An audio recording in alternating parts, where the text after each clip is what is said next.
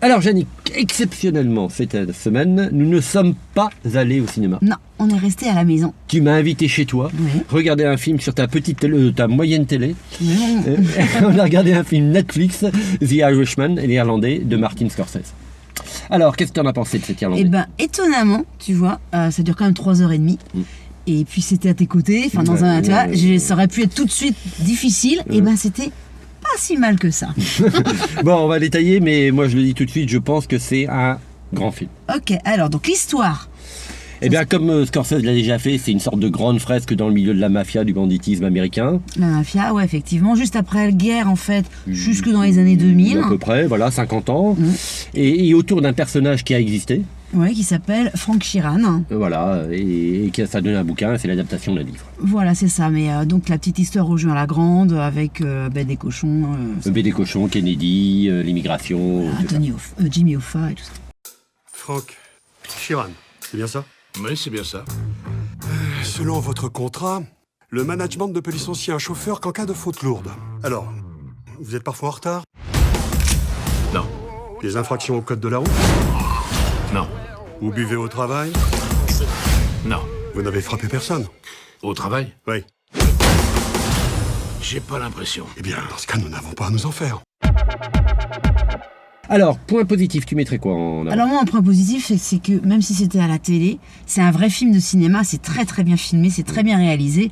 Rien qu'au départ, le plan séquence pour arriver dans la maison de retraite. Voilà, on est là, on circule, enfin c'est déjà un moment, tu sens qu'il y a quelqu'un derrière la caméra. Ah mais oui, t'as de belles lumières, de belles images, et puis de très grands acteurs quand même, t'as De Niro, Joe Pesci, Al Pacino. et puis même des seconds rôles dont tu as oublié le nom, mais tu les connais, quoi. Ouais, donc voilà. Et toi, point positif? Point positif, alors tu parlais de la longueur. Ouais. Ce qui est assez étonnant, c'est que effectivement par moment il prend le temps, mais t'as jamais envie de lui dire allez Martine, accélère. Non, c'est normal, c'est une grande fresque, c'est sur 50 ans, donc il faut aller au rythme de la grande fresque. C'est comme quand tu vois Guernica de Picasso, ça peut pas être une miniature, quoi. En fait, c'est lent, mais c'est pas long. Oh, tu as le sens de la formule. Oh là là là là là là là. Je vous présente mon cousin, Russell Bufalino. Comment ça va? Salut, enchanté. C'était comme à l'armée. Si on suivait les ordres, si on faisait ce qu'il fallait, on était récompensé. Alors passons au point négatif.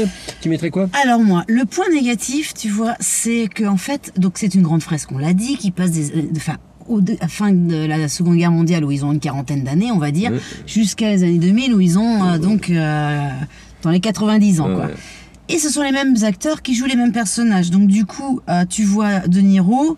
Alors il y a eu un procédé technique de rajeunissement numérique. Mais alors moi je suis pas du tout convaincue. Parce que ce procédé, si tu veux, il joue sur le visage, sur la peau, mais il joue pas vraiment sur la posture, tu vois, sur la façon de se la tenir. corporelle. Bah oui, et quand je sais pas, que t'as 70 ans, tu marches pas pareil que quand t'as 40 ans. C'est pour moi? Non, mais il y a un côté qui est pas crédible, tu vois, je trouve. Je vois ce que tu veux dire. Voilà. Ça m'a moins gêné, mais moi, le point négatif, je reviendrai j'étais très content d'être chez toi. Mais quand même, voir un film comme ça, sur une télé, de pas être au cinéma 3h30 dans le noir avec tenté d'aller aux toilettes, de regarder son téléphone, enfin bon. Désolé, quoi, faut le voir au cinéma, quoi. Ouais, mais je suis d'accord avec toi. Un de nos amis a des ennuis en ce moment.